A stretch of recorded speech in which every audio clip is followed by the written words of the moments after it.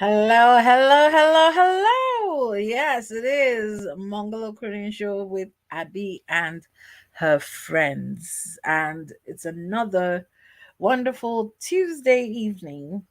I want to apologize. The notice has come out late. So for some people, they're just getting it and they're like scrambling to get onto the program with us, and I completely understand that. My bad. It's just been a hectic day, I'm telling you. You know what, if you want to have a child, I think you should go and borrow someone's child for like a week, if or a month, if someone is happy to give their child to you. Have that child and just let that child be, live. And if you can survive it, then child, motherhood is for you or parenthood is for you. Cause my dears, it ain't easy, like I normally I'll just get up and go, but I'm thinking I've got to get this, I've got to get that, I've got to get spare bottle of water, I've got to get toilet wipes for those. I need to go to lose situations, all kinds of stuff, man. It's crazy. So by the time I'm done with the day, I am ready. Well, you know what? It is what it is. I am a happier person. I mean, I'm looking at myself and I can see that I am in such a happier space. So I'm very happy for that. So, what has your week been like? I can see people already. I can see people. I'm so happy because normally we'll be begging. At least we have three people already watching, and these are three people who have actually logged on. Some people go and watch, but they don't log on, so we don't really always get the true numbers. But it's really nice to see people here. So we've got some things to talk about. There is something that has been hitting the excuse me, social media airwaves, and something that I've been wanting to discuss for some time. But before we do that, I it will be totally wrong of me to not acknowledge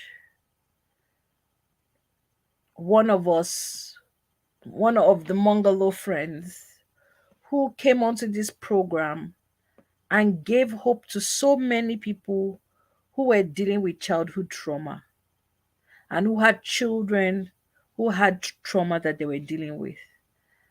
And Kayode, don't hide. Do not hide. I can see you. Come to me straight. Don't go through the corners. Don't go through the corners. I can see you. I don't know why you don't come on the show anymore. You, Bumitella. I mean, well, I understand life, anyways. So, as I was saying, she came here on this show and helped people who were dealing with childhood traumas and people who were dealing with children who had childhood traumas. And I'm talking about Greatness Olorunfemi. She came onto the show. She was very, very monogamous with her time, with her presence, and she stayed a friend of the show. And I mean, weeks before anything was going on, she, hey, I'm gonna add you. Don't be worried, I can see you. Ahmed Anifosh, I can see you. Please just bear with me. I'm gonna add you. Oh, I am so sorry, Kayode, but just try and be sneaking in for us, yeah. So Greatness, came and gave us of her time. She was very kind, she was very generous. And unfortunately, there was in Nigeria, in Abuja, there has been an increase in something called one chance, where people will take what they assume to be a normal cab, but it's actually thieves operating, and then they would rob the person, harm the person, and toss the person out, which is precisely what they did to Greatness. They robbed her, stabbed her, and threw her out of the moving vehicle. And people tried to take her to hospital. Now that's where the whole reports got convoluted, because some people said she was already gone before they got to the hospital. Some people said no, she was still alive, but the hospital people refused to attend to her.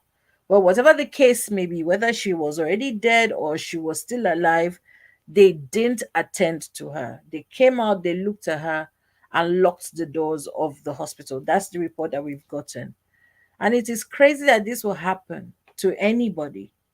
And it's really close to home that it happened to someone that we saw on this show, live and direct, talking to us, having a great time with us. And now this young lady, I don't even think she's up to 30, or if she's 30, just in her early 30s, gone like that.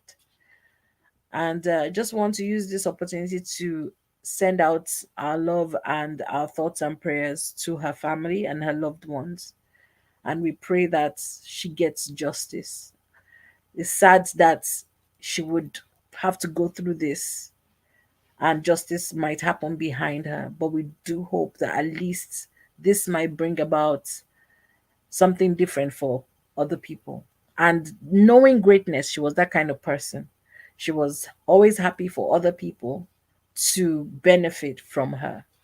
So rest in peace, greatness, Olorunfemi. So I had to do that because there's no way one of us would go like that and would just pretend like, it's all wonderful. We're still dealing with Mobad and then this happens. It's just craziness. But anyways, today we are talking about something very interesting. So I'm going to bring on Mr. Ahmed Anivosho because I don't want to be talking for too long. Welcome, welcome, welcome. Welcome, Good sir. evening, Abby. Good evening, Good sir. evening, Abby. How are you? It is so good to see you. Eka Atija.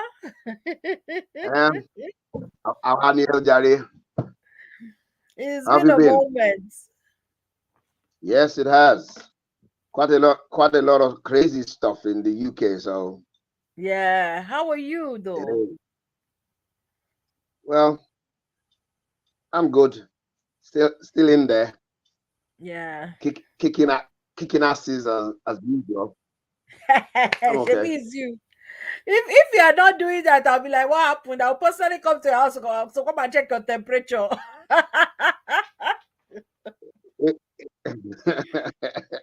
So tonight That's quite. we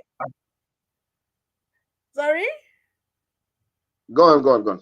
Oh, okay. So tonight, because I'm really glad that you're here, because I can imagine the kind of insight you're going to give to us. And Kayode, please try and be dropping in your adjusters. I know you it's in the middle of your work day, but please continue with us and be dropping adjusters. And anybody else who is watching, please, even if you can't come onto the show, drop your comments. We want to hear what your thoughts are.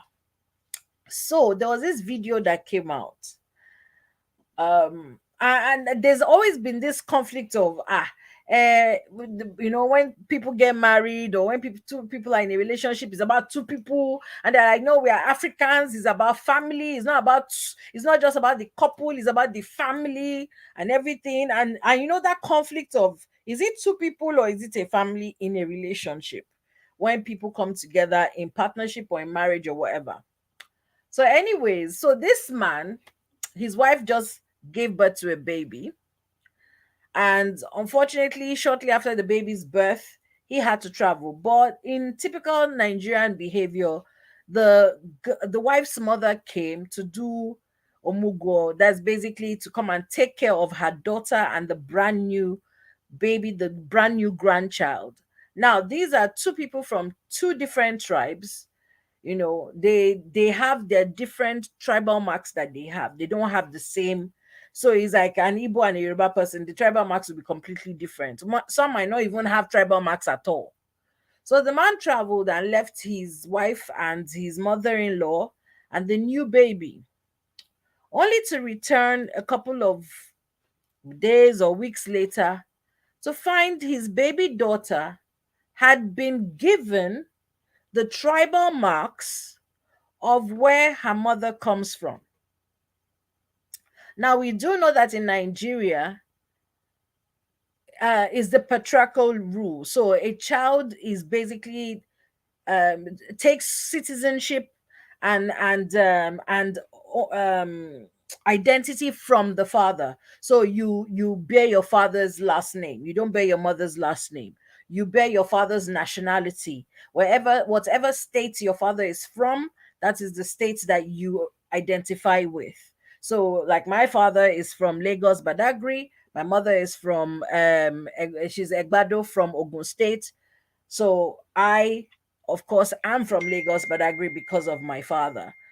You know, that's the way it's always been. And like when we have situations where a person's father is from Ghana and their mother is from Nigeria, we usually say they're beast of no nation, because in Ghana identity is taken from the mother, while in Nigeria identity is taken from the father. So who do they claim to belong, because they are in a state where they don't have either?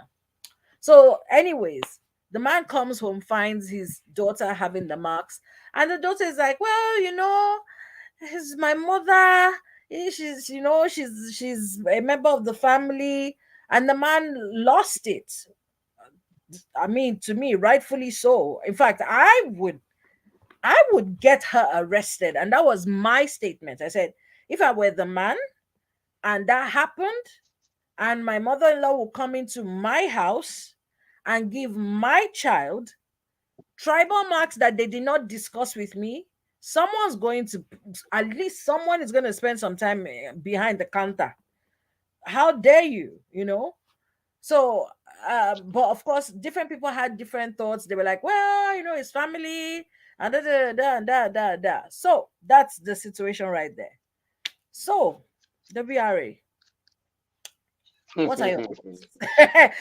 This is your laugh, I'm afraid. Yeah, continue. Over to you. Well,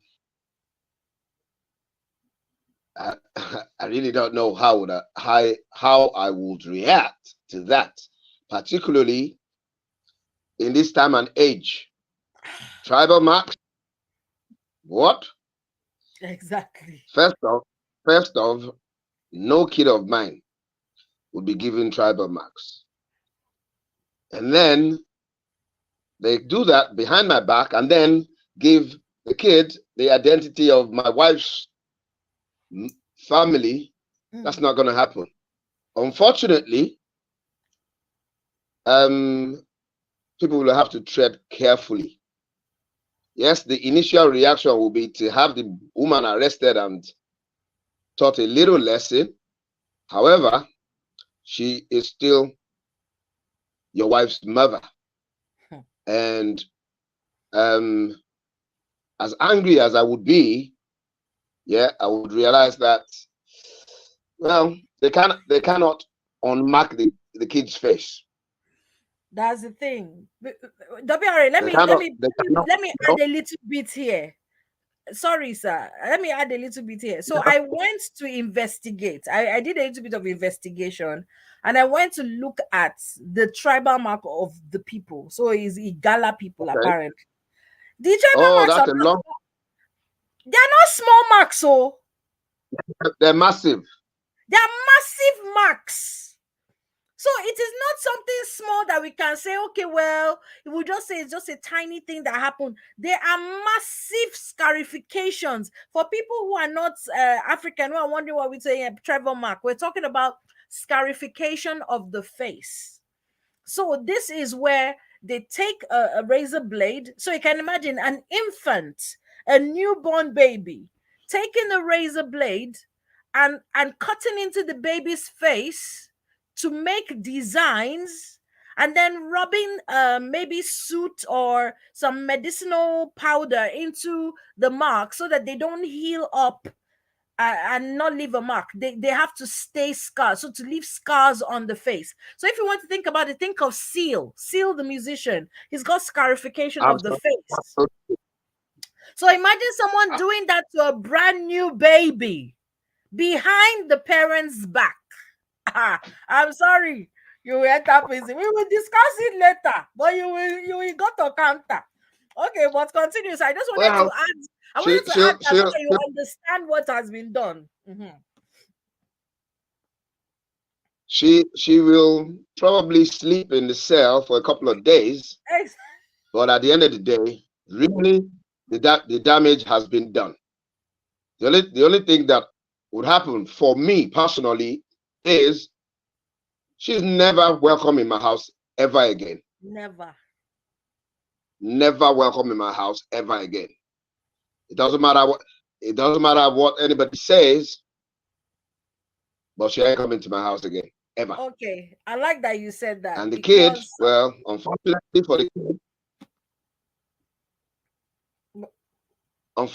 for the kid, well, if it's just been a couple of days, I'm sure there's a bit of medical correction that can be done if it hasn't dried up and healed. Although it will still leave a little bit of scars, but it will not be as defining as those kind of scars from the Igala people, because those things are very, very deep and very long. Yeah. Well, I'm hoping that now for Igbo people where they listen. Wallahi. Yeah. Anyway, make a leave like that. make it not look like person won't beat a wife, mama, because that's what's really gonna happen. I was wondering. I said, this is not WRA talking. I'm not funny enough. You're so genteel and everything. I was like, the WRA, I know that person will be the fact they will be looking for a hospital to admit the mama to. Well, that is the persona that comes across, but not that persona. I allow other people to do that on my behalf.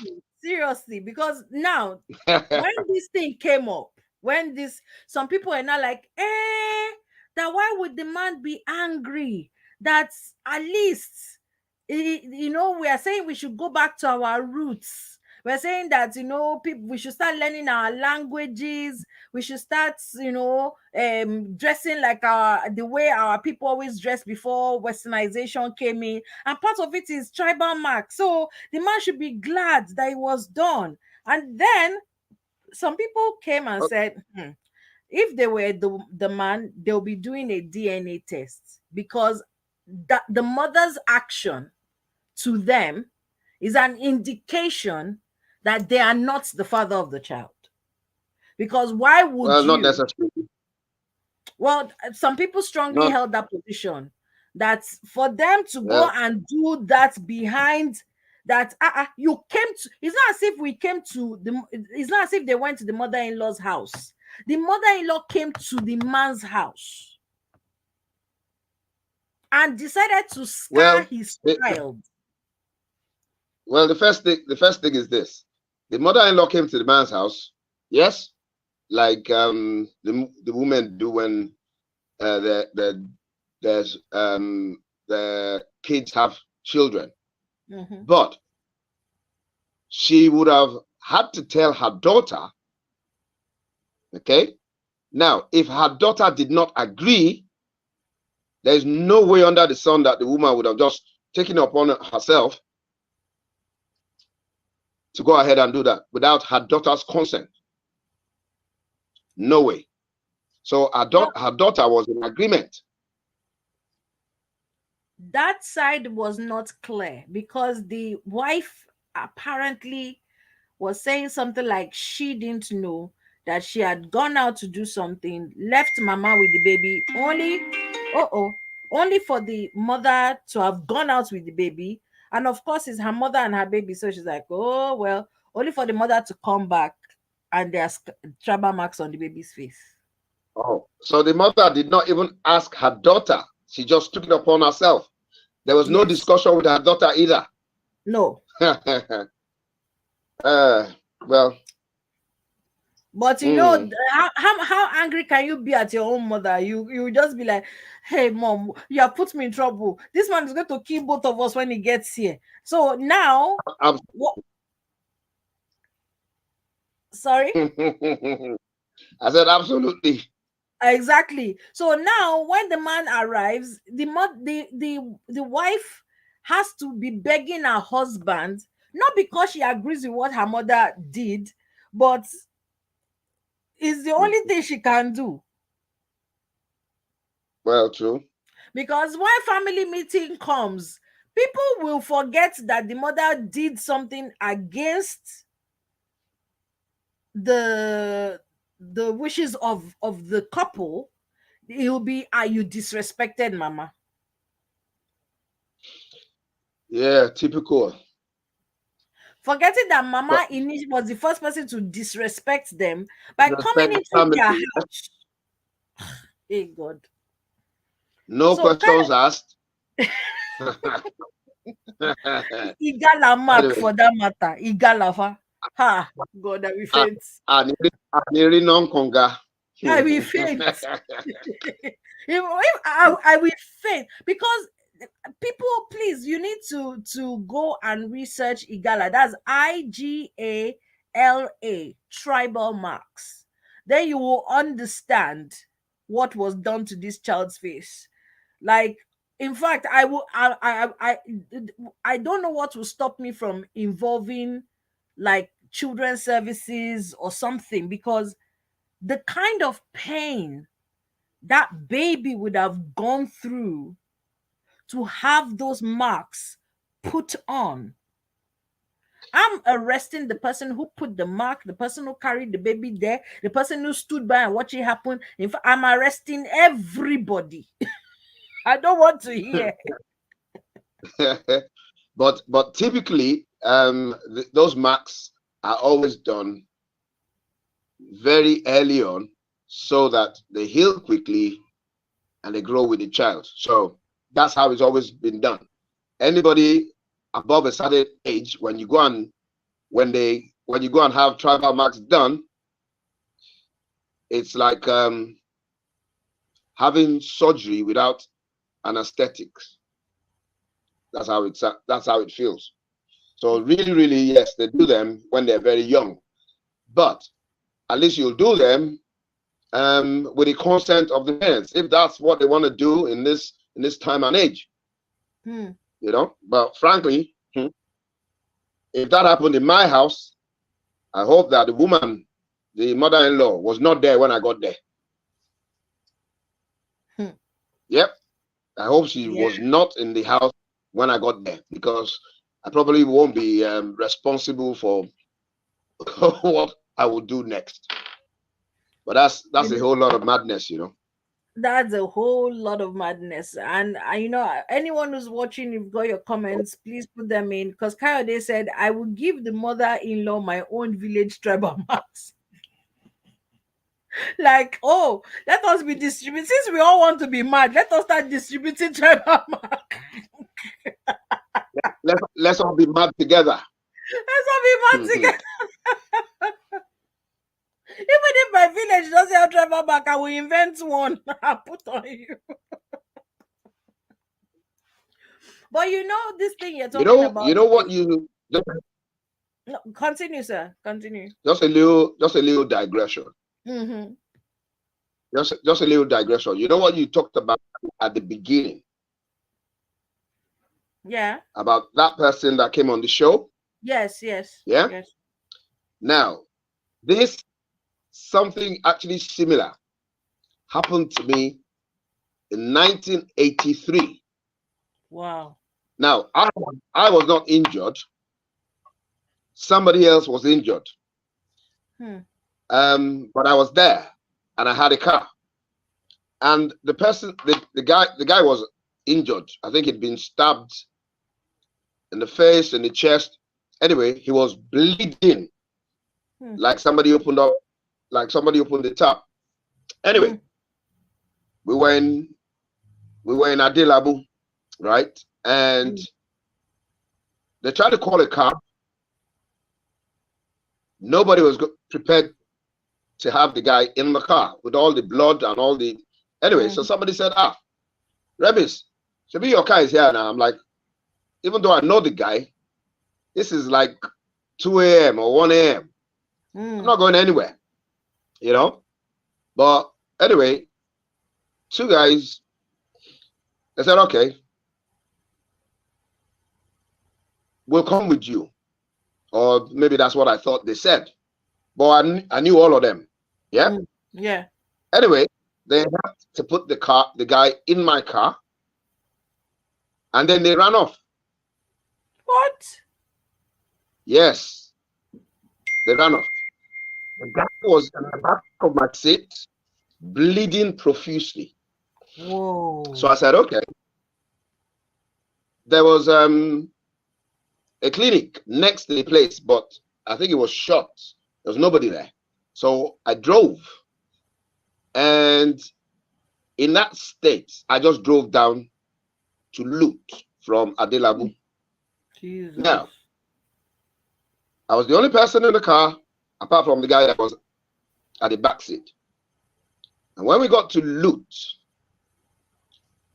they had at the entrance, there's like a security post, and they had police. I don't know whether the police were staying there or they just passed.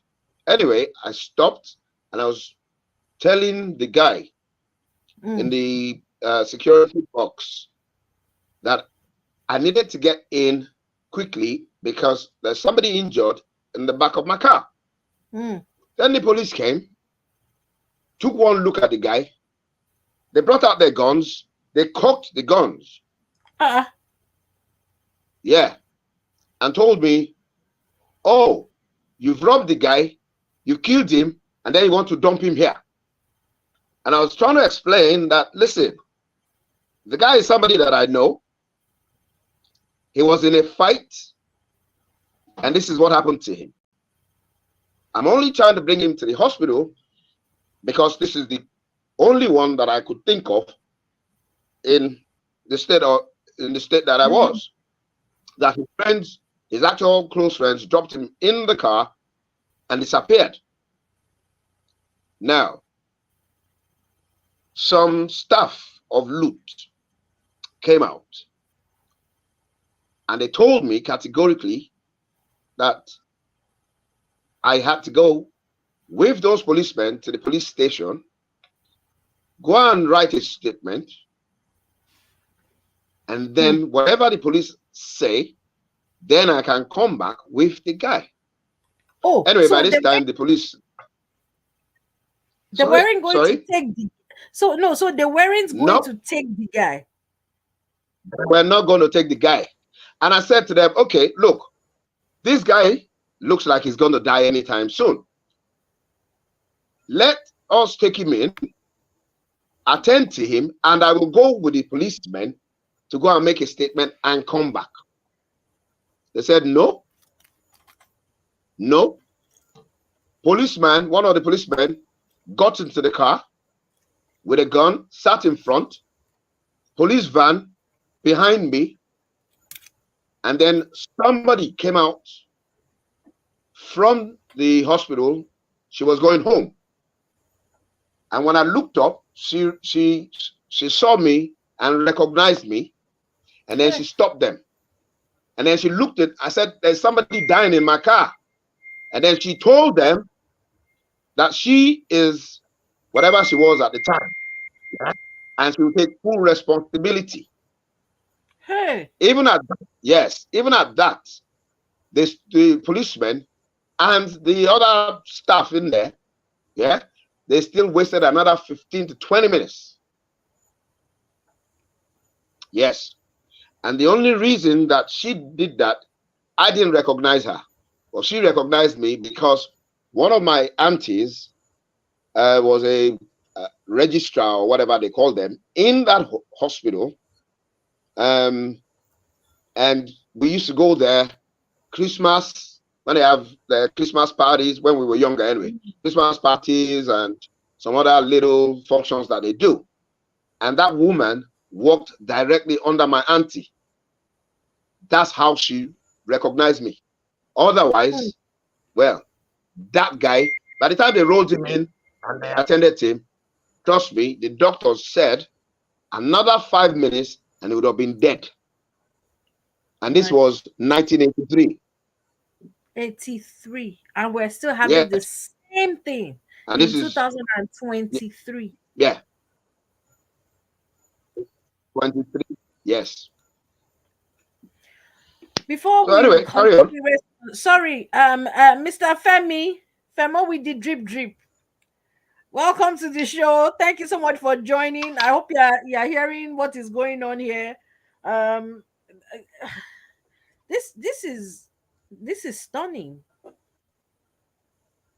So when the guy recovered, And well, the guy, it was, you should have seen the way they were scrambling just to first keep him alive, stabilize his system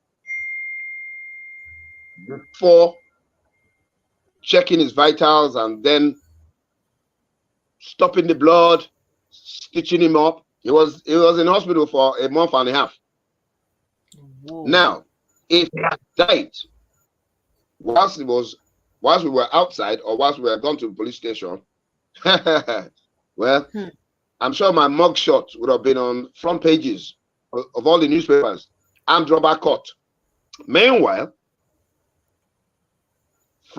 after the aftermath of that, from that day, I've been in situations where people have needed a ride, they've collapsed, or they're ill, or they've been injured. I will never, and my mind has not changed yet. It's actually gotten worse. If you're not my immediate sibling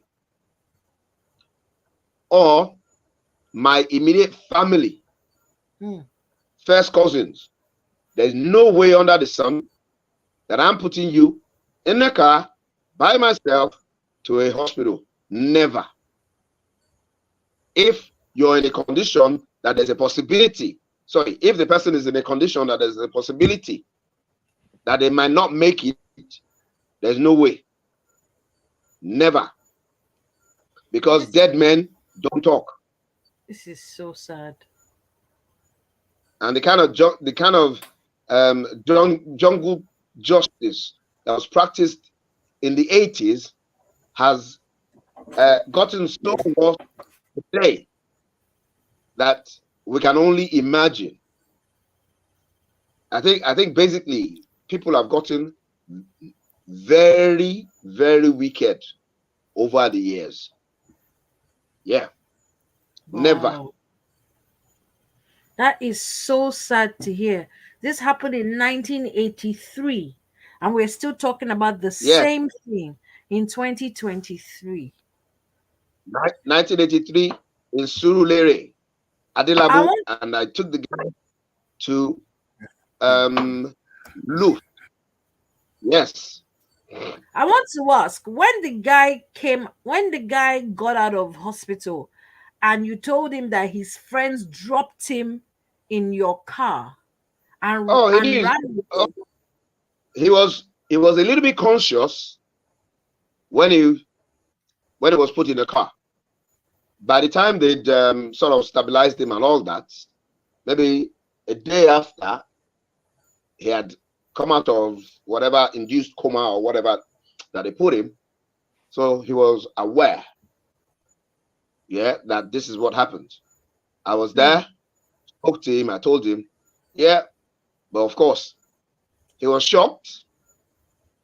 But then, even in 1983, we had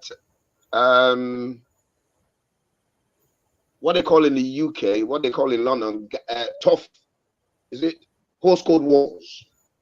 So what it is there were two groups of people. They were not called people at the time. They were just two sets of people, two sets of boys, so to speak, that lived around in the same kind of area that had beef. Maybe somebody took somebody else's girlfriend or somebody, whatever, in that time. So they had a running war. So they had a running beef. Yeah, it could have been something worse than that. I don't know, because I never, even though I knew quite a few of them, I'm privy to whatever it was that caused the rift between them. But a bunch of them were with me and my friends at a restaurant that night. The restaurant was called Whalespeg or Whalespeg, and that was just off Agboy Avenue, right? And the first set were there, I think it was a Friday. Yeah, it was a Friday. So we were just hanging about there before walking across to Remy's nightclub, which was just across the road. So those other people, they came, they had the same idea. Then they saw that, these are the people that they've been looking for. And then they started a fight. So it was like a fight between two groups of people. And quite a lot of them got injured. It was just that he was the most injured. He collapsed. Yeah, because right by the junction there, we had a permanent suya cellar. So at one point, whilst they were fighting, somebody actually ran across, grabbed, the double-edged knives that the suya sellers use. Yeah. Double-edged knife is what they used to slice him and dice him and whatever. And they were not, and the suya man is going, that is the tool of my trade. How dare you? When he sees like 15, 20 boys fighting, what's he gonna do? He ran away from his suya, noni. My God, it's not funny, but it's just crazy. Okay, Femi, you still live in Nigeria at the moment, and I mean, when I was talking about greatness, I said the report was that this one chance situation is quite rife in Abuja at the moment. I know you're not in Abuja, Femi, but Lagos too has its own issues. But apparently in Abuja, it is a serious thing that they're dealing with. That you can never be too sure that the taxi that you're in, because the taxis look like normal taxis, they look like the regular taxis, and people get into them only to then discover there is one chance and all of that stuff. And it's like, this is public transport that people need to be able to go about their daily stuff. I mean, the video that I saw, I mean, it was the worst way possible to see someone who I've seen so alive and well on this show. And to just see her on the floor, and you couldn't tell whether she was still alive or dead. It was just awful to see. So, Femi, you are in Lagos. What is this? What is this, number one, the one chance situation? And then, wasn't there a decree in Nigeria that if somebody was brought to the hospital, that the hospital shouldn't ask for a police report before they treat? So why is this still prevalent in Nigeria? Well, the first thing is this. Yep. Sorry, the same way. WRA, let Femi start answering, then please I'll come back to you. Mm-hmm. Thank you. The one chance thing, I pity. When I say anybody, anybody can get into that situation, and I pity them. A very good friend of mine, I remember just after COVID, his wife said, "Oh, could you take me to work?" And he said, "Oh, you know what? I'm really tired. Make your way," which was fine. But about 2.5 hours later, he said her phone rang, and he knew he was in trouble. She got into a one chance situation. She got a car at Bega. There were guys in the car and 1 or 2 females in the car. So she's like, yeah, it's okay. I mean, unfortunately, people have to take these vehicles because what happens a lot in Lagos now is you have a lot of these, like I call people carriers, 7-seater, 8-seater kind of vehicles that ply the route. A lot of them have jobs on the island. So the way they make up for their fare is to pick people up and take them to the island. And say 80% of them or 85% of them are kosher. She got into one, and that was it. They took all her valuables, put balm in her eyes, and threw her out of the vehicle. With her phone, though, which is what surprisingly.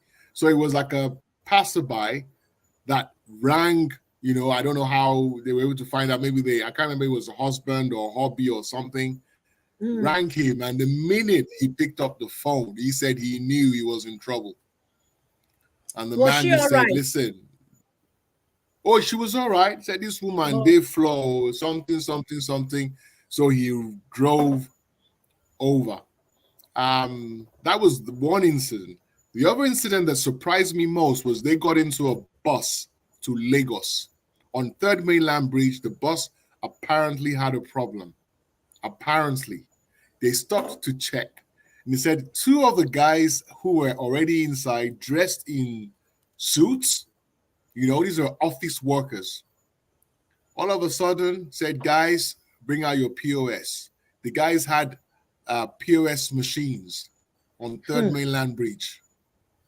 They collected everyone's POS and swiped it and collected money.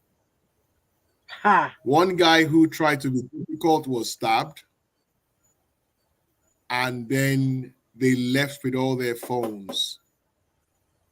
And that is a bus, not everybody has their bus painted blue, sort of yellow and black sort of thing. Some of them are not painted that way. A bus will have at least maybe 12 to 15 people in it. Not necessary. Some of them are like 7, 9 people. So obviously the driver was in it, and those two guys were in it. So they stopped to check something, maybe like, oh, we have a problem with the tire. Driver parks to go and have a look, and everybody comes out or whatever, and these two guys do the job on Third Mainland Bridge. Collect, they came with POS machines. But so that's what I'm saying. The people that they are robbing outnumber them. These guys are normally armed. Please Let's come be back, realistic. They're normally armed. So it's not just these guys are armed and you're on Third Mainland Bridge. Somebody has, showed you. Listen, sometimes you catch a bus stop. I get people come up to my window. I know that those are not one chance people. They come up to your window. They hold your mirror with so much force and tell your guy, give us something. Boys are hungry. So the thing is, do I part with 1,000, 2,000 naira? Or do I get this guy break my mirror that's 25,000, 30,000 naira and walk away? So I know that's not a one-chance scenario. But coming back to the hospital thing, I don't know what was said earlier, but I would struggle to take a stranger to a hospital who was in need. I would. I'm being brutally honest.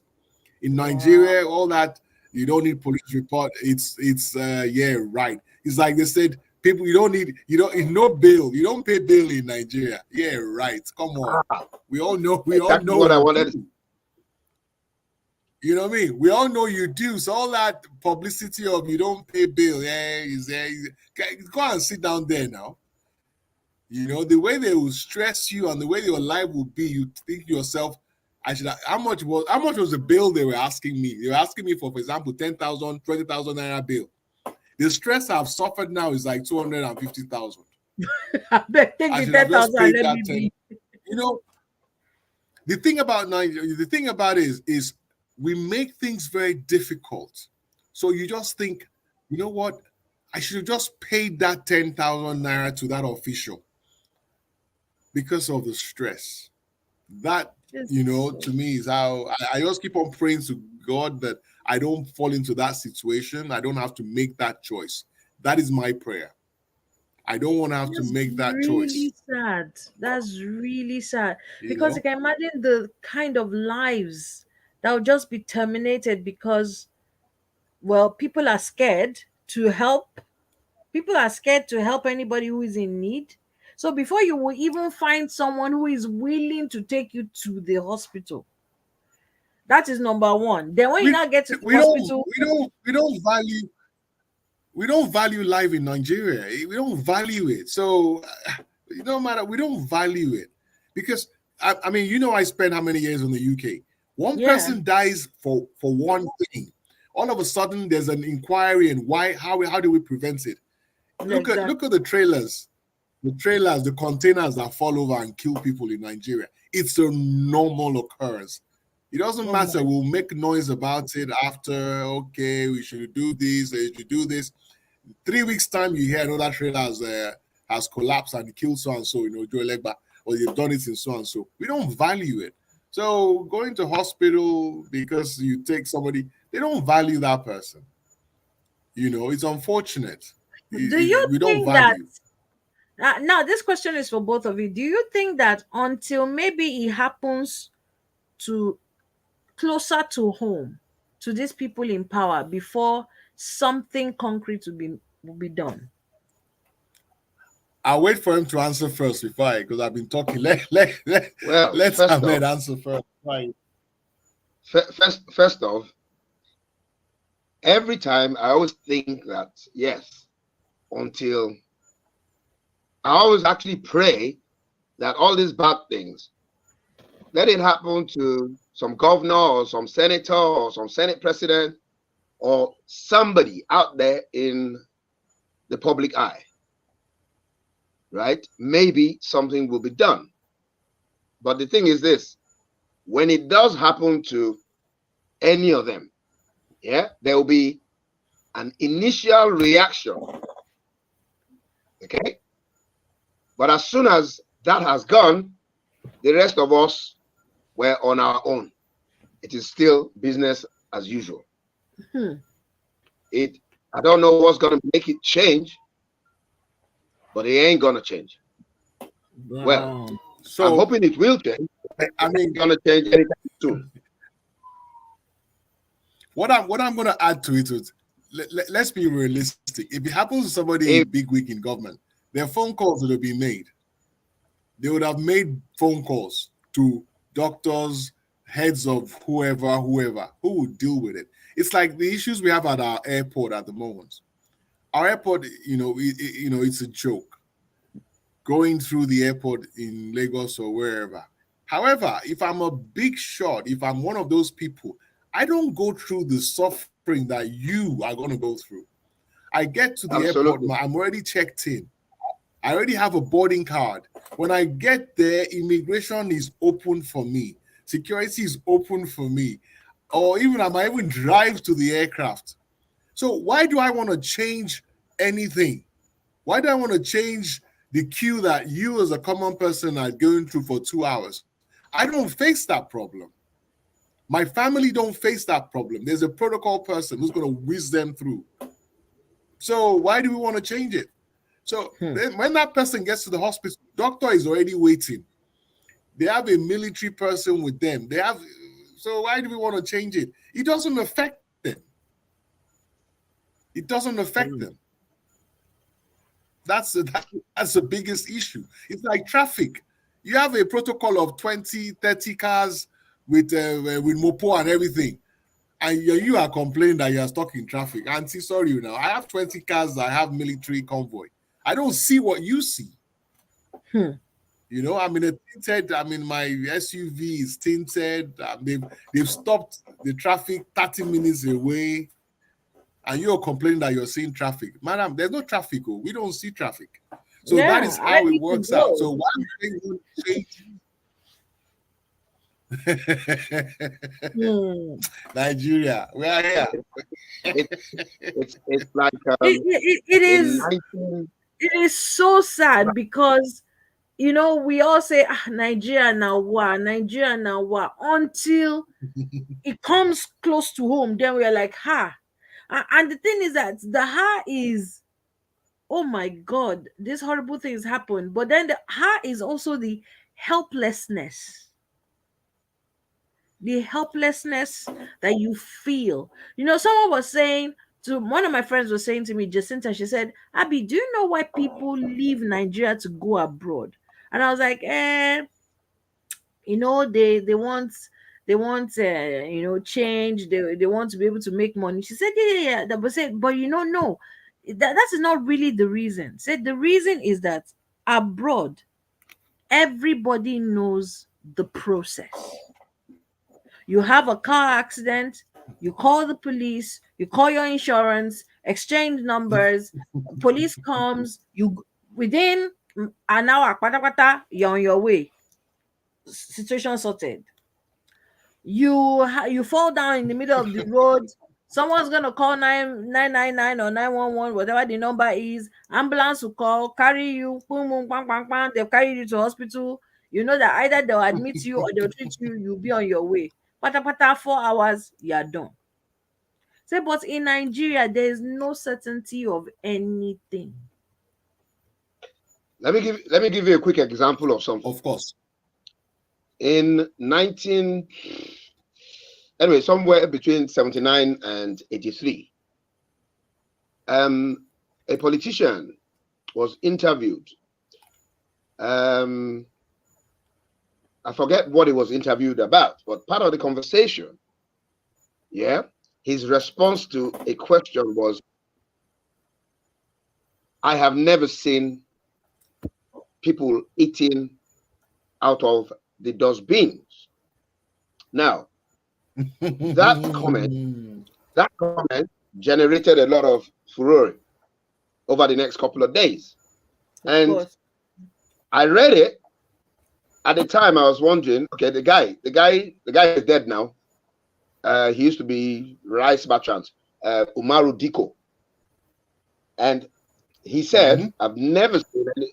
You said, oh, there's poverty and blah, blah, blah. I can't see anybody eating from the bins. Now, at the time, I really didn't understand what he meant until maybe 1995 or thereabouts, 94, 95. I was actually at a party in Lagos, somewhere off Ojuelegba, my friend's father's 60th or 70th birthday. Anyway, so the party was in their house, and they had canopy in the compound and where they drive through and where you park the cars. So my friends and I, we sat at the part that was just off the road. Okay. So anyway, on the table, people had different food, rice, jollof rice, fried rice, amala, eba, whatever. Yeah. And then they had service boys and girls sort of bringing food, taking stuff, clearing the tables and blah, blah, blah. Then I noticed that on the other side of the fence where the gutter was, right, there were some people there, but I didn't actually take notice. But then somebody came onto the table, picked up a plate of food, emptied the remnants in a bag, picked up another plate, different things, you know. I just thought she was cleaning the table, okay? I thought she was cleaning the table. And then I thought, oh, she left the plates and went off with the nylon bags. Then she was back. And I'm like, what's she doing? You know? But I didn't think too much of it until I stepped out to either have a book or to speak on the phone. Then I saw that, oh, there was a bevy of people there, different kind of nylon bags, putting rice and amala and eba and pounded yam and everything else together in one bag, you know. And I was wondering, it was when I came back into the party and I spoke to a friend of mine, and he says, those people, that is what they're taking to wherever their houses are to go and eat for them and their families. And I'm like, what nonsense are you talking about? I saw this one, she took fried rice, took amala, took eba, took pounded yam, ila, efo, all added in one bag. He said, yes. Hey. That is how they're going to. Yes. And this was in 1994 or 1995. 1994. Yes. Yeah. Please, I need to add something before I go. Yes, please. Because I still have, we have the topic of the day, Femi, that I wanted to give your input on. But yes, say this one, then we'll go back because I'm getting a bit depressed. Sorry, because I have that thing that you said. Sorry, I have 3 people coming in. I have to give a USB. So that topic about that bag, you know what made me? This is no joke. Same thing happened at a party. The person was asking for the chicken bones and everything. The person asked for a bag, so they could put it into a bag, so the person could take. So the person now said, "I don't want to give it to my dog." And the friend said, "But guy, you don't get dog for house now." Oh my God. And that was, it's a joke. But what happened was the person was really hungry, wanted more food, couldn't destroy the bones in public.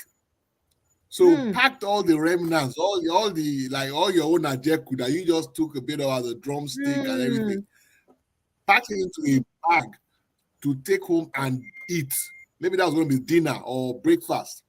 But the guy said, "Oh, I want to take it. I'll give it to my dog." But just joking, he's like, "But guy, you don't get dog." Till he realized that, man, it's not a matter of dog. It was going to be. It was actually his own. It was actually his food for the next day. But he couldn't Wow. say that in public. You know. This Yep. is really heartbreaking because when I first came to England and we had to go to the abattoir to buy meat. Now the English butchers, right? They don't sell innards for people consumption. They only sell it Of for course. animals. Of So course. we would Yep. go and buy tripe. We'll buy tripe, we'll Of buy course. heart long, and we'll say, "Oh, I remember it was for Snowy. It was for Snowy the dog." But Snowy not there our house. And we be the Snowy. Of But that course. was something we Of went course. to use our money to buy. But to actually go to a party, people are eating. Or some people are sloppy eaters. Some people, and then to take all of that together and hey Jesus. Yes. But When when you're hungry, you're af- hungry. after that day, I was now conscious. That day, I actually cried. Hmm. I actually cried when I realized the extent, yeah, of the hunger in the land. And I'm talking about 1994, 95. Oh. Yeah. And things have gotten Worse. gradually worse. You know, Worse. even though we cannot use a lot of things as excuses for the kind of the crime rate that we have right now, but in the reality, a lot of people are forced into certain things because they have no choice. Imagine somebody, yeah, I mean, but they have no choice, no job, no this, no that for the last 10, 15, 20 years, but they have to eat somehow. Hmm. You know, they have to eat somehow. It was that day that I now understood what Umaru Diko meant when he said he had never seen anybody. And when I was Eating complaining from the about, bin. when I was complaining about it, my friends were saying, don't you know? I'm like, don't I know what? So, that's a normal occurrence. I said, where? In this Lagos, you know?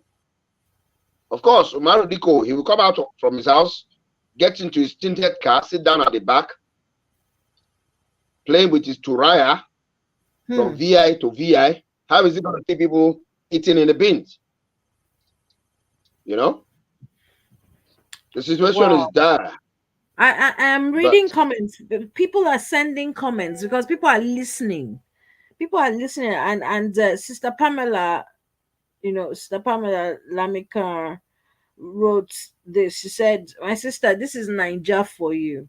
Life means nothing, and we all claim one religion or the other. Sad. Nothing surprises me." And that's the thing. We are such a religious people, and yet we have such intense hatred towards ourselves, and we have such a lack of respect for life. We There's no respect at all.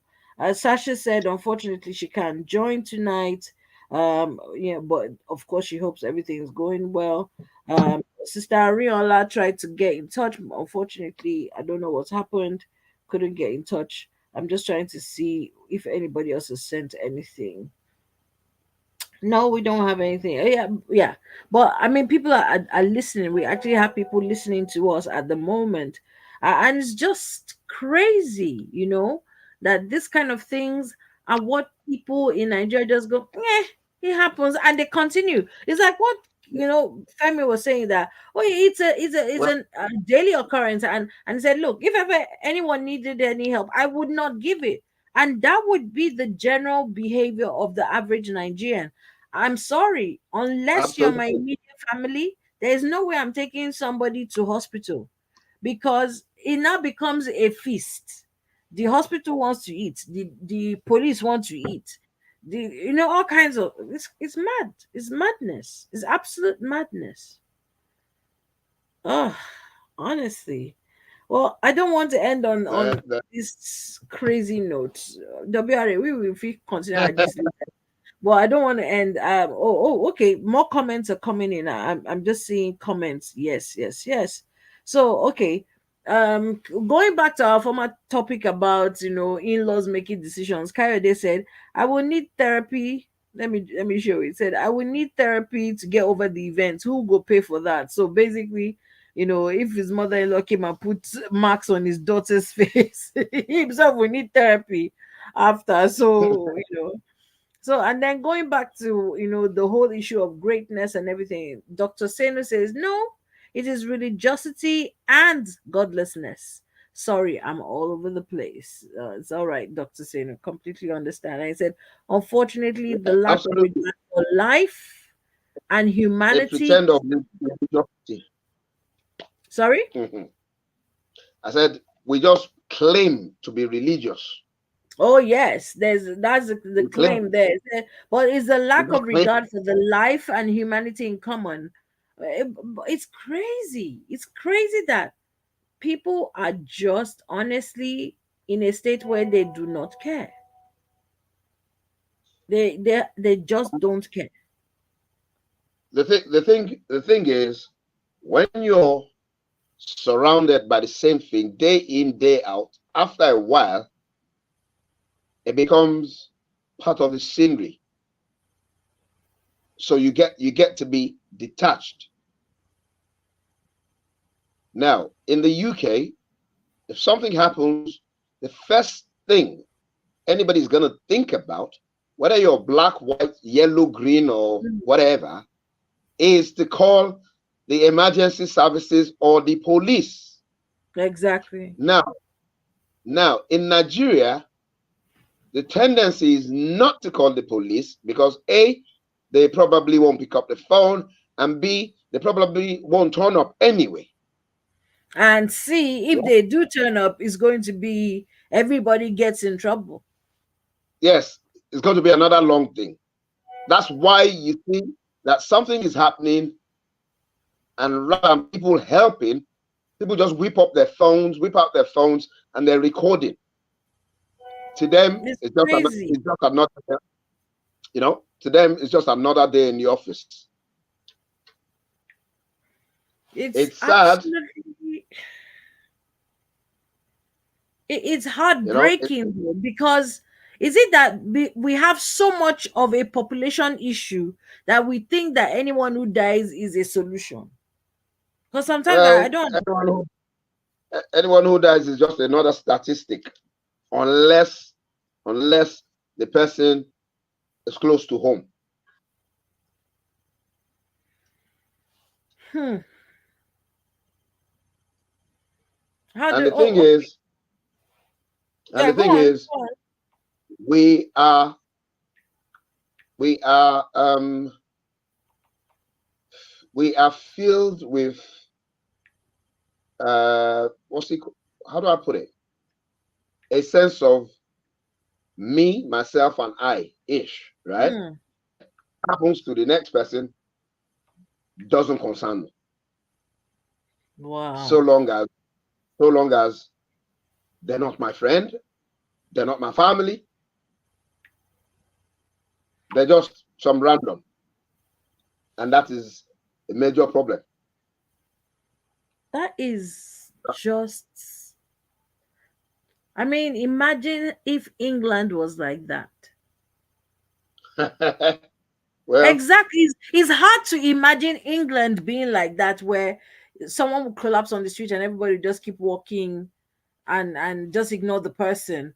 I mean, I have been, it's happened in Glasgow, it's happened in London, It's happened in Manchester, where I'm walking on the street.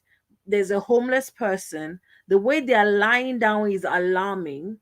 And I'm still looking around going, oh, there's a homeless person. The way the person is lying down is and while I'm still picking up my phone out of my bag so I can call for the police or the ambulance, they're already there because someone else is called. Not in Nigeria. These are homeless people. And the police and the ambulance will show up. There was one that was convinced he was dead. I was telling my friend on the phone, I said, hey, this person is dead. I've just seen a dead body on the road. God, please. And I was upset.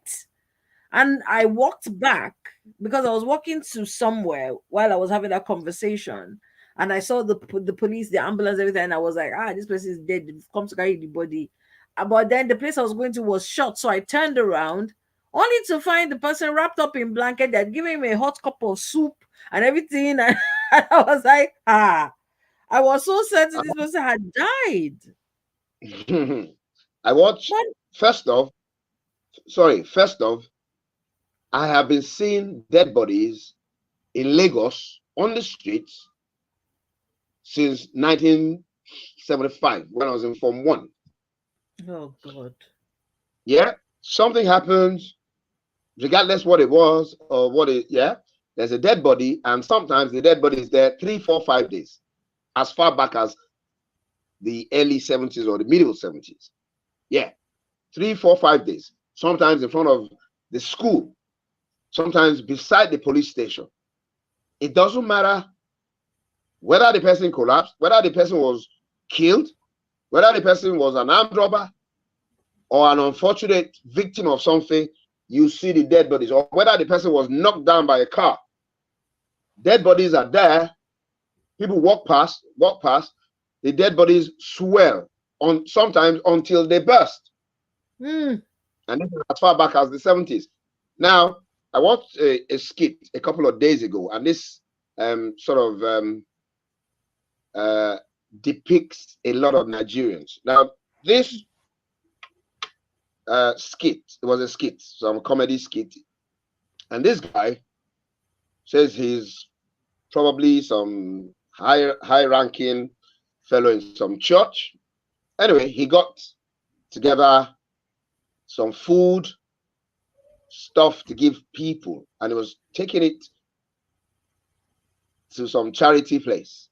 I remember that skit. I saw it too. Yeah, that was going to be televised. And and somebody was there, and then his neighbors said some little kid, he hadn't eaten for 2 days, and his sister, blah, blah, blah. Meanwhile, he had all that stuff that was taken to a charity place so that they would do video up and photo up. Yeah. Meanwhile, his neighbors, he knew that, because the other guy asked him, did your neighbors tell you that they haven't eaten for the last couple of days? Young kids. He said, what is his business? Yeah. That is that's the typical mindset of the Nigerian. Wow. Yes. I'm sad to say so, but it is true. Wow. You know? Let's go to the comments. So Dr. Seno says they're kind people. So I'm just going to be showing the comments. They're kind people, but there is a general lack of genuine humanity. And then I think he's talking about the topic we are talking about earlier, that in-laws should not be making decisions for adults. This is 2023. This helicopter maternalistic or paternalistic attitude is way outdated and unhelpful. That is very true. In fact, there's another video that I got to watch through the Winlows where this couple, they got married, they're a brand new couple, they don't have kids, and the man's mother came in to the house to come and spend some time with her son. And she would actually, so the guy was touching his wife and going, hey baby, come on, let me show you little daddy, big daddy tonight, that kind of thing, still talking to her and everything. And the mother just opens the door and goes, my son, so do you want me to make you that ofaku that you really like? I was like, okay mommy. So okay, hey, I've already made you one small appetizer. Oh yeah, come and eat. And the wife is going, what's going on here? Because the husband to go up, and then they went to a counselor, and she said, "Can you imagine my shock? I came home from work when I just resumed back to work after our honeymoon and everything. Came back from work, it was late, and I met my mother-in-law and my husband lying there in bed together. They were asleep in our matrimonial bed. And it was like, but it's my mother. She carried me for 9 months. And I was like, sorry, oh, until you said I thought it was 21 years she carried you for. The wife you married, her mother didn't carry her for 9 months. She carried her for 2 days. And it's Well, this crazy behavior that is shocking to me. You wanted to say something, WRA? oh yeah, well, maybe they were just gisting and fell asleep on the bed. Oh yeah, I'm not even disputing that, but why would it be on the bed that you and your wife share? That your mother comes to come and gist with you on? Why not? I just think when a child is an adult and they are doing adult things, you should really respect that space. Yeah, they do. They need to, and we need to, because all of us getting there. Some of us are already there. However, sometimes things are not the way they seem. Now, there's a possibility that the guy comes in, but his mom is in the house. She wants to talk to him. He says he's tired. She comes in. What? Lewa. You know. He lays on his bed. She's gisting with him. He sleeps off, and she sleeps off Yeah, next I to him. I get that he sleeps off, but like this, the video, it wasn't like a one-time thing that, oh, I came in and mommy was gisting. And in fact, they showed the guy and his mother. The guy had curled up in bed, his mother had curled up behind him, and she put her hand on his shoulder. So she Ah, was like, you can imagine, I came in from work, and I know there's nothing, it's not like there's something going on between mother and child, but come on, this is our matrimonial bed. Are you okay? You're your mother, how, okay? well, how do you know that there's nothing going on? Because we've seen But stuff like that that's before. what she was saying. She was like, and he was like, but it's my mother. Is it? And the counselor had to be like, can you stop with this stupid excuse of it's my mother? Your wife has a mother too. You behave as if you are the only one who came through a mother, and your wife came through a cow. Like, are you serious? So yeah. So Dr. Seno continues. He says, couples need to find themselves. If they do not, it was not meant to be. How long do you breastfeed a baby? Some people do it up to 5 years. 5 years. No, thank you very much. It's a very selfish lack of humanity. Okay, so he's now going back to what we were talking before. There's a very Yes, selfish I've lack read of all the humanity. time. The religiosity is a cover for selfishness and godlessness. But in reality, each person will give an account of their own behavior. That is true. We all will, talk about it at some point. And then he said, I have had many out of body experiences in Nigeria, haven't been born, grown up here, and part school in the US. I always felt Nigeria was fundamentally better. I think the Nigerian civil war, armed robbery, worship of wealth with no accountability, oil money was a curse. Okay, so all those things were curses on. We lost the love of our fellow man. Now it is not uncommon for one's brother or sister to rip you off. Money can justify anything. Hustle is a really good word. And then somebody comes and goes, "Do you have any fried chicken recipe?" Like, okay, these are those people who we live rent free in their heads, so they have to come and show themselves. They love us so much, they can't get black people out of their head, so they come and say all kinds of rubbish. So I just have to ban them. Just bear with me. Oh, somebody's talking about prolapsed anus. What's that? Yeah, is this people, oh, they can't help it. They black people live in their head rent free. We are their lords. We command them, we control them, so they can't help it. They walk around looking for black people's pages to go and be making comments. They just need to have black people recognize them, because they know that they are nothing on earth if we don't recognize them. So they come and they just flood. So I have loads of comments from people who don't have anything to do with their lives than to come and sit down, and be talking nonsense. So I'm just banning all of them.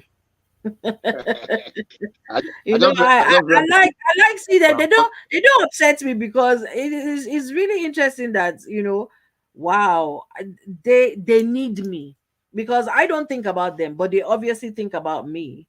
you know I am living rent free in their head. I am their god in a way, because they can't spend a day without thinking about how do they get, you know how do they get recognized.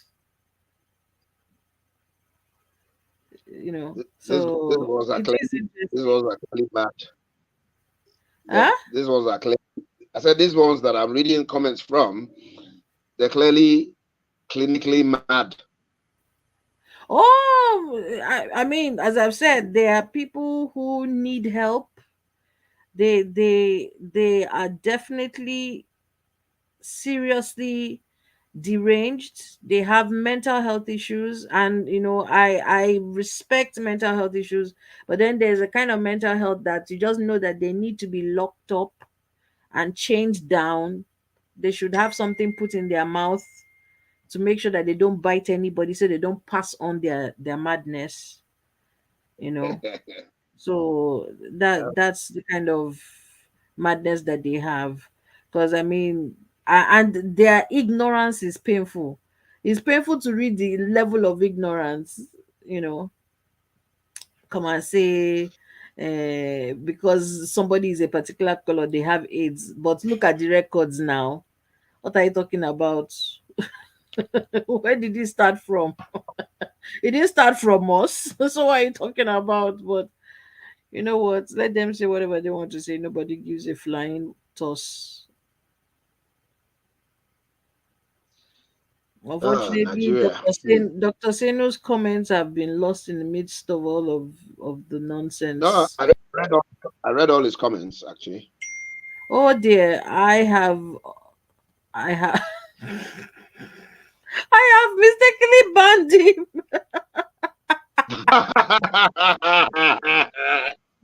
Oh dear. And I don't even know how to Dr. Seno, if you're watching this, I mistakenly banned you. I joined you together with the lunatics. Anyways, I think it's just sad that again, when you see things like this, because that's how one came last week and was using the N word, and I could see him on my private screen, and I said, I hope you feel good about yourself now. You've let out your racism to the world, and we all know that you're a racist. So are you feeling okay now? Are you happy now? Do you feel content, or is there more that you want to put out in the world? And honestly, at a point, I'm going to seriously look at how to get the videos, because they come up and I can see their face, and I want to start taking Okay. photographs and Oh posting it yeah. everywhere, so I see the face of a racist. Because a lot of them, Absolutely. they do it undercover. They don't do it in the presence of people they know. They go No, undercover yeah. and come and do all this racist stuff. So I'll start taking their photographs and putting them on social media, so that everybody knows that they are racist. I mean, do it with your full chest. Be proud. But anyways, thank you so much for tuning in. Really appreciate it. And thank you so much for joining the panel. And also Femi and Dr. Senu. And Kayode Atobatele, thank you so much for all the comments. Really appreciate it. Thank you for, just really giving some meat and bones to this topic that we're talking about, because I mean, we've talked about two things here: in-laws, and also, the unfortunate thing that's happened with greatness. It's just the worst thing ever. But Let me give you, we can only hope let me for give the you one more best. topic.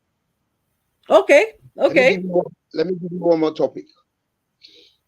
Jungle justice in Nigeria. Hey, God, please don't. Now, Do you want me to sleep this night at all? Hey, God. no, not for today. But let me tell you one other story. Mhm. In I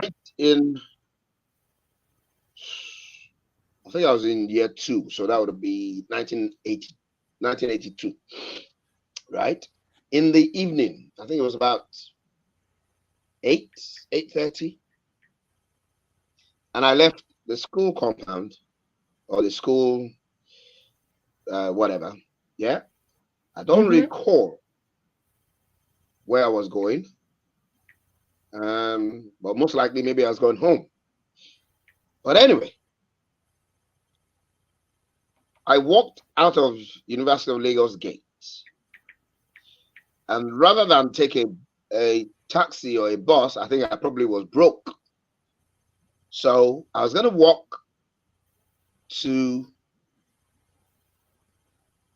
where I could get a straight drop or whatever, or downfall or something that'll get me to stadium.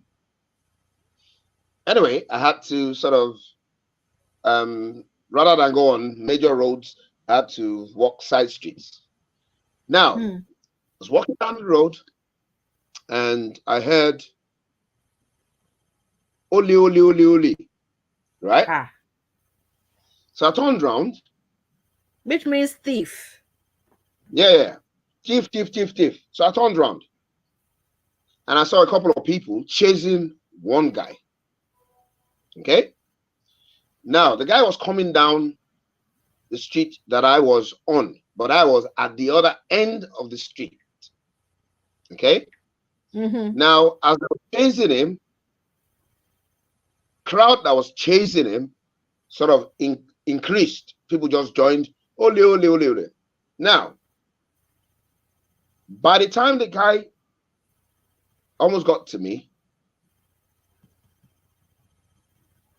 I turned into another side street. He turned into the side street.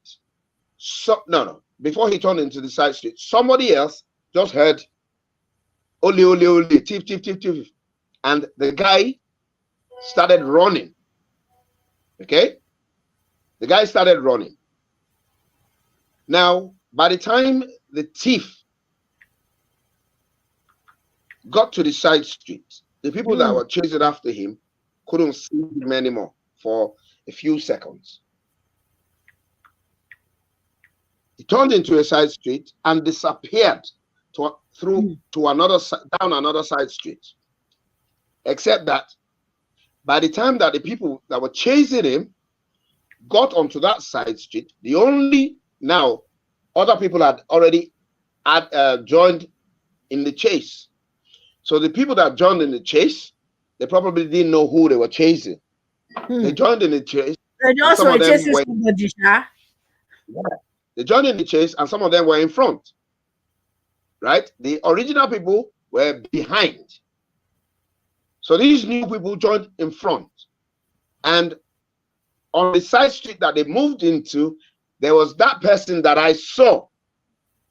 Yeah, who just heard thief, thief, and started running. They ran after him. Hey. Now, the original thief had taken another street and jumped somewhere and jumped off. They ran after the other guy that was just running away. They got him, and they had almost beaten him to death. Stupor. Hey, God. No. Not stupor. They beaten him almost to death. Wow. In how many seconds? Before the original 2 or 3 or 4 people that were chasing the original thief got there to say, oh, no, no, no, no, no. That's not the guy. The guy did not make it. Hey. He died. Something that he did not even do. Yeah. And how do you even start to shout, I'm not the one, no, hey, God. Now, I was standing there and I knew he was not the one. And I was trying to explain. Said, no, no, no, no, no, no, no. And then somebody said, Abi, Yusuf, be part of the gang. You will just keep your mouth shut like I beg. I kept my mouth shut and I walked away. And I was looking from afar. Yeah. So sad. The guy died because the first person that caught up with him smashed his head with a brick. This was in 1982. Hey God. And this thing is still happening because I know I saw a person being set on fire for something that they did not even, in fact, people were like they should have just burnt the woman. I was a student in Osu. Oh, So this the is doctor. No, the lawyer. Was it the recent one? A lawyer?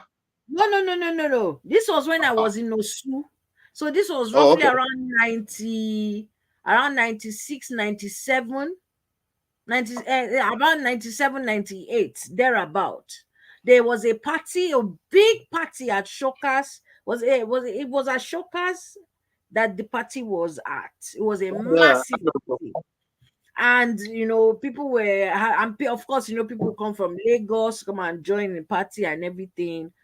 And there was plenty of boogie and everything. And these guys came from Lagos. Now, this particular guy, tall, handsome. Some girls that had gone to the party, they were already checking the bobo out. Going say, will this one return to Lagos, or should we do him welcome party? That kind of thing. And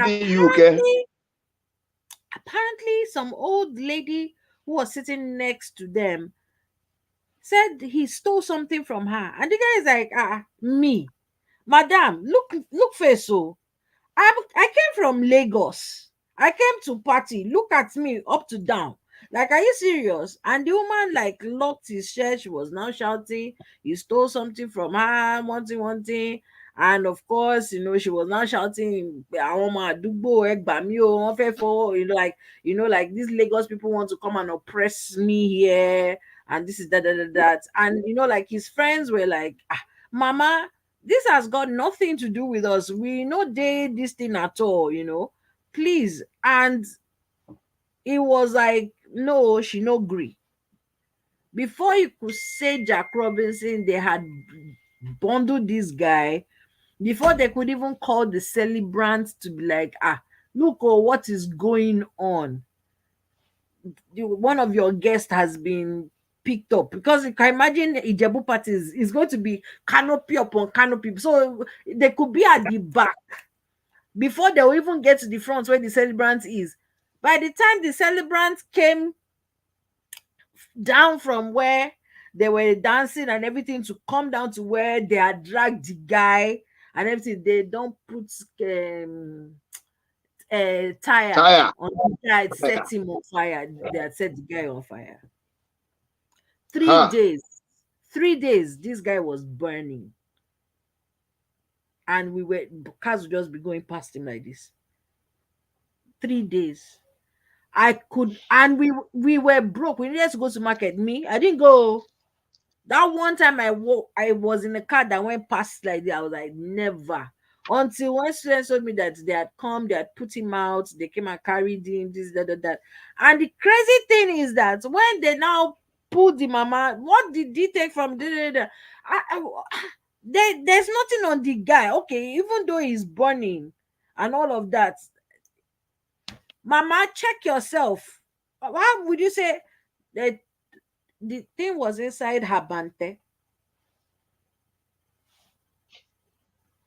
I was like, I'm There was sorry. there was I'm sorry. There's no Ani. Put tire on her neck too. Set her on fire. Chicken up. Unfortunately, it doesn't happen that way. It doesn't happen that way. But if you're going to call someone thief to the point where you get them killed, I don't see what we are talking about here. Yeah, because they haven't made those laws. You know, even those boys that set the Alu-4 on fire, yeah, eventually Yeah, they was about it. eventually some of them were caught. They were prosecuted. It took a long time. Some of them were found guilty, but none of them is dead. It's just sad. And the same thing let me happened. read out. Oh, sorry, finish up, please. Yeah, go on. No, you said the same thing. The same thing happened last week. Well, almost happened last week. A young girl in Lagos, a lawyer. I'll check to see if I have the story. I'll send it to you. A lawyer. She went somewhere. She was house hunting. And then they said, oh, one little boy has disappeared. She's not Yoruba. And somebody pointed, that's the woman, blah, blah, blah. You know, and instant reaction. She was almost beaten to death. Whoa. Yeah. Meanwhile, she had not seen the boy. She doesn't know the boy. She only came to view a flat. You know, and she was only saved, I think, because somebody turned up there that had police or military escort or something. And then they realized, oh, she's a lawyer. She's this, she's that, blah, blah, blah. Magic. And then they would have just killed her. Another couple of minutes, she would have been dead. Sorry. And then the boy turns up with some of his family relatives that he'd walked away with. You know? Hey, auntie, sorry. Really? Are you joking me? The woman is going to be in hospital for at least a month. Oh, let everybody be arrested. And we won't be mad together. And she's actually lucky to be alive. Honestly, if I say I will ever understand it, I lie. I've been, even the last time I was in Nigeria, which was in April, a couple of things happened while I was there. I was present. I just got into the car and went my way, even though I saw what happened, because I know the mentality of Nigerian people. They will now look and say, maybe it's one of them. You know, and it's sad when you see that, oh, this person is being accused wrongly and you cannot say anything. Why? Because it is not a sane society. Before you explain something, they'll just add you to the culprit, so to speak, and blah blah blah. Now on top TV, they go see you. Bio, next thing, you just see yourself. You know. Okay, I've been speaking with Dr. Seno. I've actually been trying to see how to unban him, but I just hope that the ban works for tonight and not a permanent ban. But he actually has sent some comments. Oh, okay. So he said, well, some people have mental problems, no remedy. So he said, in-laws, they need to stay away 24/7. Couples will never grow unless they find each other with no in-law interference. Unfortunately, in our culture, unconsciously, particularly for women, the female in-laws, they can like to meddle. Most times, the men know their limitations. Although, yes, there are some men that like to meddle too, but it's a female, it's a woman kind of thing. I mean, my mother-in-law or ex-mother-in-law, I don't know. Anyway, may her soul rest in peace. She was a lovely woman and all that stuff. But even as lovely as she was, yeah, she had her own shortcomings. You know, and what I had to tell her a couple of times that you're in my house. Yeah, there are certain things. This is the way I like to do them. Right? There's a difference between you being in your daughter's house and you being in your son's house. Because now you're saying to me, I forget what she said, that I said, oh, so if I come back at 3 a.m. or 2 a.m. and I'm hungry, should I go and wake up your daughter? She says, no. You know, but then when she's in her son's house, she expects the wife to get up at 2 a.m. Make her son. At 4 a.m. Yeah. One day she said, she was at mine and I was coming from somewhere. I was coming from somewhere not too far away from my house. So even if I walked from the place to my house, probably like 15 or 20 minutes. And that's walking very leisurely. And I get into the house and I'm trying to get in quietly and creep up the stairs quietly. Right? Because my bedroom was on the 2nd floor. Okay. Right? But she was awake. Right? Typical model. I keep crying. And then she comes out, is it this time that you're coming, something or whatever? I just said to her, my house. Yes. No, I didn't even say my house. I just said, yes, this is the time that I'm coming home. But I'm coming from Suso place, which is just around the corner. And I left your sons there. And I mentioned her sons that were there. And each of them, it would take a minimum of an hour and a half for them to get home. Minimum. Yeah, I said, yeah, I'm coming from somewhere. There. It took me 15 minutes to get them. Or 10 minutes to get them. Yeah? I left your sons there. She knows where her, and I mentioned his son. She knows exactly where her sons are. Clearing with style. I clear you with style.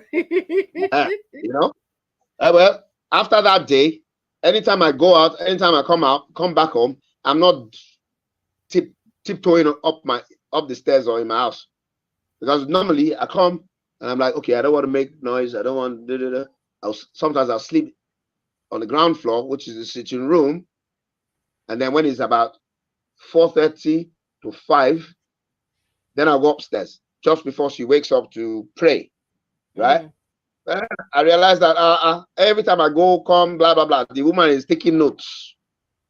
But the thing is this, she's in my house. I'm married to her daughter. For her, the rules are different because I've seen her in her son's house and the kind of things that she wants her son's wife to be doing at 2 a.m. and 3 a.m. and 4 a.m.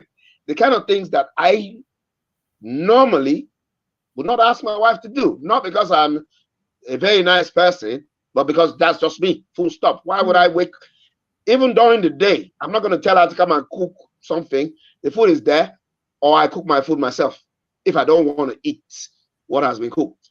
Yeah? I'm not going to say, by force, you have to. But she was telling the woman, I was there. It's not that I was not there. I was there. So tell her, it's your husband. You have to cook for him at 4 a.m. or 5 a.m.